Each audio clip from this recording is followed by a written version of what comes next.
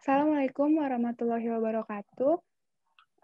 Perkenalkan, kami dari kelompok 20 akan mempresentasikan artikel yang berjudul Offshore Wind Energy. Sebelumnya saya akan memperkenalkan diri. Nama saya Zilda Vicky Mardiani dengan NIM 101320048.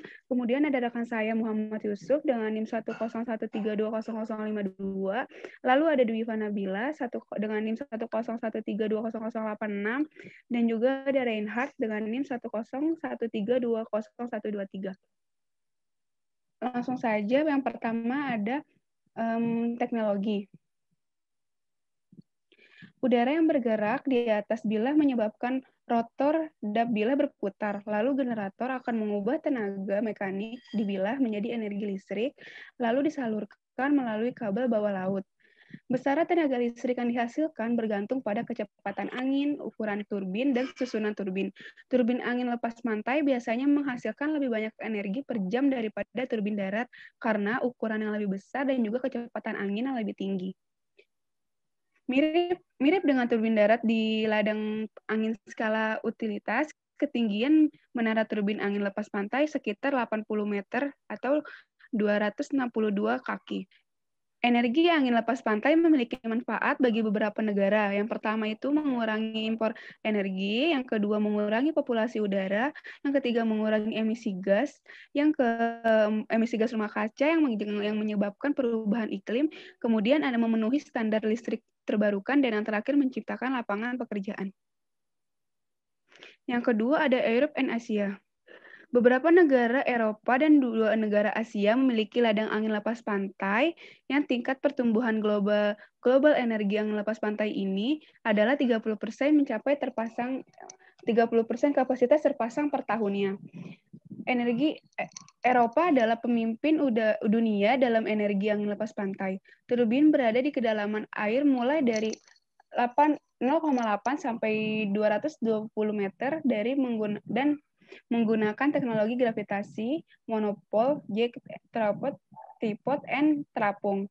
Asosiasi Energi Angin Eropa telah menetapkan target 40 gawe dipasang pada tahun 2020 dan 150 dipasang pada tahun 2030. Pada studi kasus Denmark, pada tahun 1991, Denmark mulai mengoperasikan ladang lepas pantai pertama di dunia dan memiliki kerangka perizinan yang paling sederhana. Yang kedua, studi kasus Inggris, sejak ladang angin lepas pantai pertama ditugaskan pada bulan Desember 2000, Inggris bergerak agresif sehingga pada September 2010, Inggris menjadi pemimpin yang telah melewati Denmark. Yang ketiga ada Jerman. Amandemen dari UU Sumber Energi Terbarukan Jerman mempermudah proyek layak secara finansial dan membuat kebijakan yaitu tarif Pendin yang mewajibkan membeli energi dengan harga premium untuk jangka waktu tertentu. Kemudian ada Cina. Pada awal 2010, ladang angin lepas pantai pertama di Cina ini dibangun. Cina adalah pemimpin global dalam manufaktur teknologi energi angin lepas pantai. Saat ini, Cina memegang 61% pangsa pasar dengan 47 miliar dolar. Selanjutnya adalah United States atau Amerika Serikat. Belum ada ladang angin lepas pantai di Amerika Serikat. Tenaga angin yang diproduksi di darat menghasilkan kurang dari 2% pasokan listrik negara. DOE pada laporannya tahun 2008 menyatakan bahwa Amerika bisa menghasilkan 20% listriknya dari tenaga angin pada tahun 2030. Tetapi untuk bisa, itu diperlukan tambahan 293 gigawatt energi angin termasuk 50 gigawatt dari angin lepas pantai. Pada September 2010, DOE merilis rencana kerja yang strategis untuk mencapai tenaga angin 54 gigawatt dengan biaya 7-9 sen per kilowatt hour di tahun 2030 nanti. Sebagian besar lokasi angin lepas pantai yang potensial relatif dekat dengan pusat kota di mana biaya energinya tinggi dan lahan untuk mengembangkan ladang angin darat terbatas. Dari 48 negara bagian yang berdekatan, 28 negara bagian memiliki batas pantai di Samudra Atlantik, Samudra Pasifik, Teluk Meksiko, atau Danau Besar. Ke-28 negara bagian tersebut mengonsumsi 78% listrik nasional dan banyak negara bagian berpotensi memiliki cukup tenaga angin untuk memenuhi 100% kebutuhan listrik mereka. Lalu intensif pemerintah. 29 negara bagian dan District of Columbia memiliki undang-undang yang mewajibkan persentase minimum listrik dihasilkan dari sumber energi terbarukan seperti air, biomasa, angin, matahari, dan energi panas bumi. Pada bulan Juni 2009, Dewan Perwakilan Rakyat AS mengesahkan standar listrik terbarukan 20% di tahun 2020.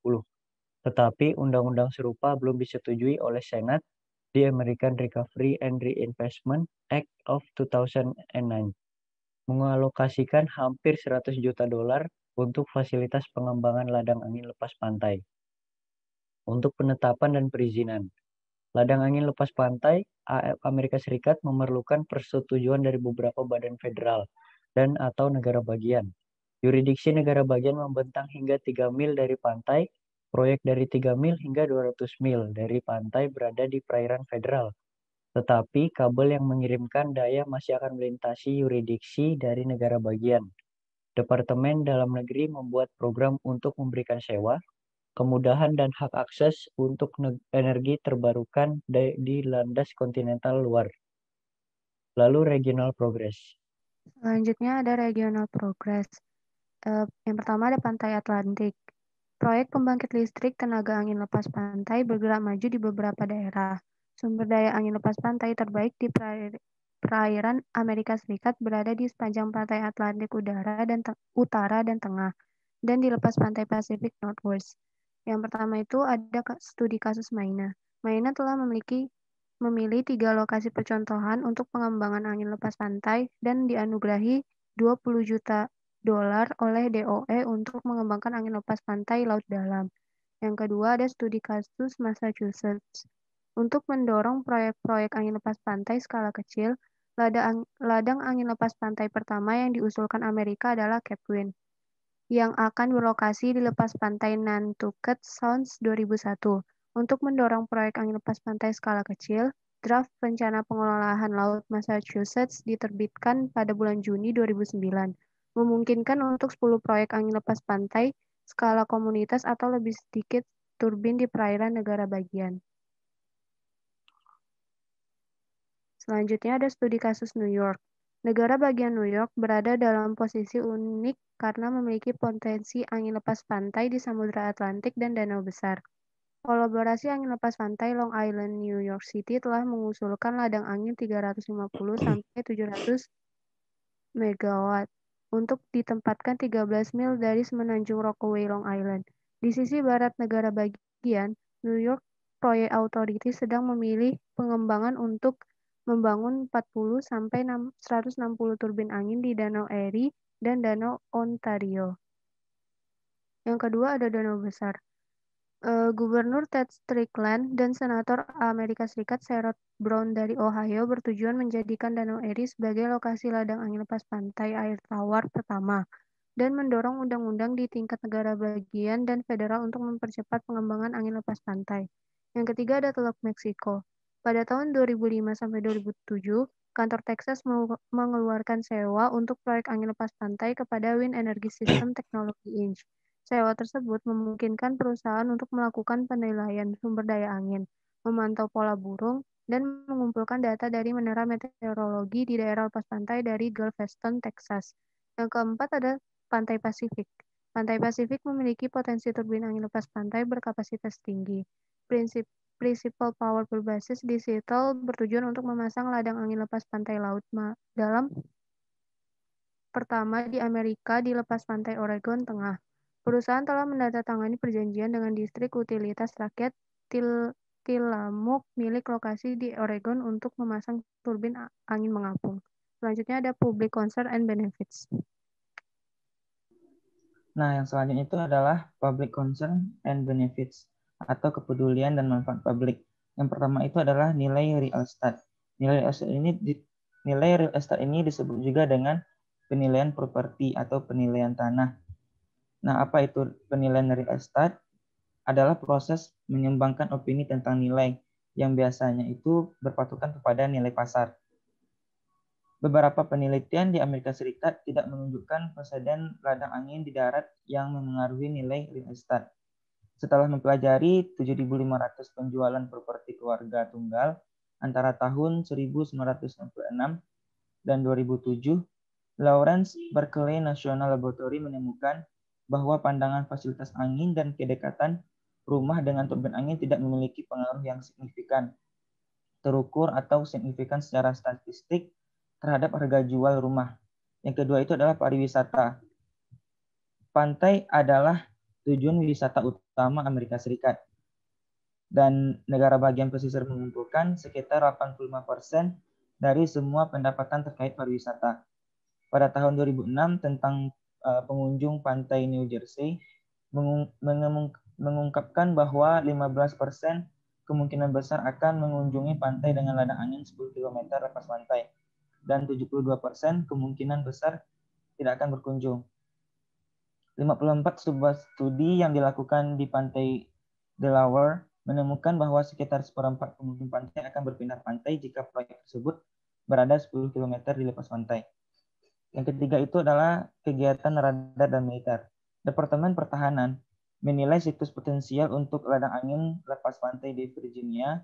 Ditemukan bahwa 18 jalur sesuai dengan kebutuhan dan aturan militer. Sebagian besar gangguan lepas pantai yang ditakuti kapal selam dan praktik amunisi hidup terjadi di luar area ideal untuk turbin angin. 57 Departemen Pertahanan menyebut ketergantungan bahan bakar fosil itu sendiri sebagai masalah keamanan nasional dan memandang energi angin sebagai alternatif energi yang dapat kompatibel dengan kesiapan militer dan keamanan dalam negeri. Next. Yang selanjutnya adalah burung dan kelelawar. Burung dan kelelawar dapat dibunuh oleh turbin angin, sama seperti mereka terancam oleh banyak aktivitas manusia dan alat produksi energi. Dengan 20.000 hingga 37.000 kematian burung disebabkan oleh turbin angin Amerika Serikat pada tahun 2003. Yang kelima itu adalah kehidupan laut dan perikanan. Ladang angin lepas pantai dapat menghambat kemampuan untuk melakukan trawling atau metode penangkapan ikan yang melibatkan penarikan jaring ikan besar di belakang satu atau lebih perahu. Para ilmuwan telah menemukan ini memiliki efek positif yang luas pada kehidupan laut. Yang keenam itu adalah variabilitas angin. Pada bulan Desember 2009, 9 negara setuju untuk bekerjasama membuat jaringan listrik besar yang dapat diperbarui di Laut Utara. Menghubungkan ladang angin, tenaga surya, tenaga pasang surut, dan sumber hidroelektrik. Yang ketujuh itu adalah cuaca ekstrim. Turbin angin lepas pantai dirancang untuk melambat atau mati dalam cuaca buruk. Seperti saat angin melebihi 50 mil per jam, 71 ladang angin dapat dibangun dan dirancang untuk menahan angin melebihi 150 mil per hour badai kategori 4. Yang kedelapan itu adalah biaya. Tahun 2006 biaya untuk membangun dan memelihara lebih mahal $750 per kilowatt hour. Pada Juli 2010, pengembang Checkpoint dan utilitas lokal menetapkan harga lebih mahal 2,1 sen per kilowatt hour untuk konsumen perumahan. Yang kesembilan itu adalah ekonomi dan pekerjaan lokal.